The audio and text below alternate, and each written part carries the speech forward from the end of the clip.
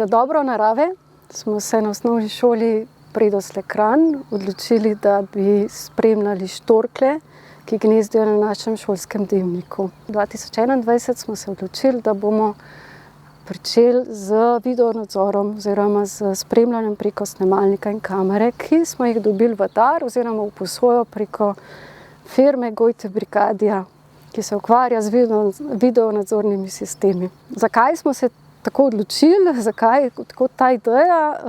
Zato, ker smo šola, poučujemo otroke, zato da bomo kaj več vedeli, da bomo naravo malce bolj vzljubili in da bomo poučili otroke, da brez narave ne moremo živeti. In če približamo naravo otrokom, če približamo sebi, potem je tudi nekako lažje, ne?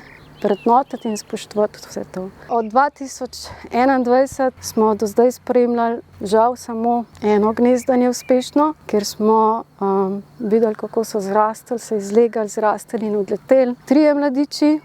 Žal pa lanskem šolskem letu so 3 mladiči oziroma 4 zelo hitro poginili zaradi 3-dnevnega slabega vremena. Ker smo bili zelo žalostni in smo rekli, da se to ne bi več smeli ponoviti, smo se odločili, da bomo naslednjo leto, torej letošnjo šolsko leto, gnezdo malce uredili, ker smo pač smatrali, da je gnezdo precej nepretočno, voda se je zastajala in rekli, bi bilo pa fajn gnezdo malo bolj pretočno narediti, da bomo lahko zopet gledali, kako štorklje rastajo. In tako smo povabili gasilce, da nam pomagajo, ker so nam že pomagali prej, da nam pomagajo urediti gnezdo. Mi smo ga, ampak štorklje so prišle nazaj, vendar so se odločile, da bojo šle nekam drugam letos in sosedu.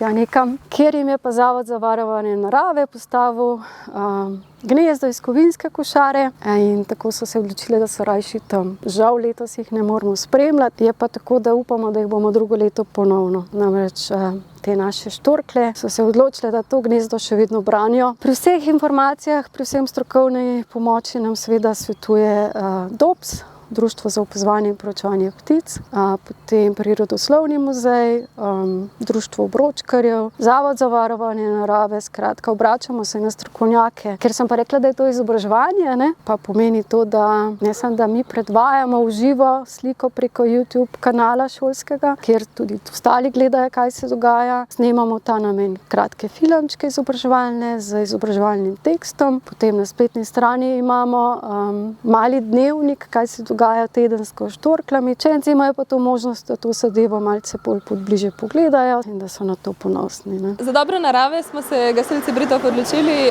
odzvali povabilu osnovne šole Predosle in pomagali pri gnezdanju štorkelj. Uredili smo njihov prostor, kjer štorklje gnezdijo. Nas so poklicali iz šole, če bi prišli pomagati gor na njihov dimnik, v zeble, štorklje. Kolok je v redu, nismo vedeli, za kakšen dostop je.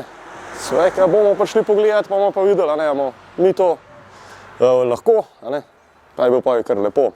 Smo mislili pa mehen zvrno tehniko, pa to malo poštimati, pa to, ampak je bil lep dostop, sam polojter gor.